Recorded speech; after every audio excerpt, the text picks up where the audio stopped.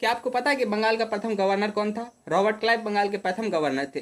वहीं बंगाल के अंतिम गवर्नर वॉरेन हेस्टिंग्स बने।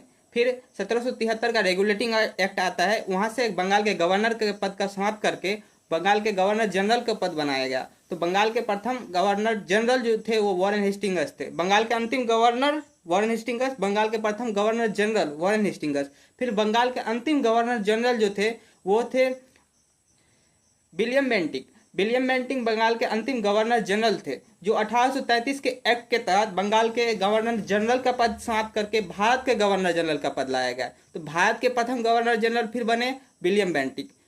फिर से ध्यान दीजिएगा कि बंगाल के अंतिम गवर्नर जनरल विलियम बेंटिक, फिर 1833 का एक्ट आता है, फिर 1833 के एक्ट के तहत बंगाल के गवर्नर जनरल का पद समाप्त करके भारत के गवर्नर जनरल का पद लाया गया और भारत के प्रथम गवर्नर जनरल बने थे लॉर्ड विलियम बेंटिक। वहीं भारत के अंतिम गवर्नर जनरल बने थे Lord Canning. Lord Canning Bengal के भारत के अंतिम गवर्नर जनरल बने थे। वहीं 1857 की क्रांति के बाद 1858 में जो एक्ट आता है भारतीय एक्ट, उसके तहत 1858 में भारत के गवर्नर जनरल का पद समाप्त करके भारत का वाइसराय का पद लाएगा और भारत के प्रथम वाइसराय जो थे वो कैनिंग को बनाया गया।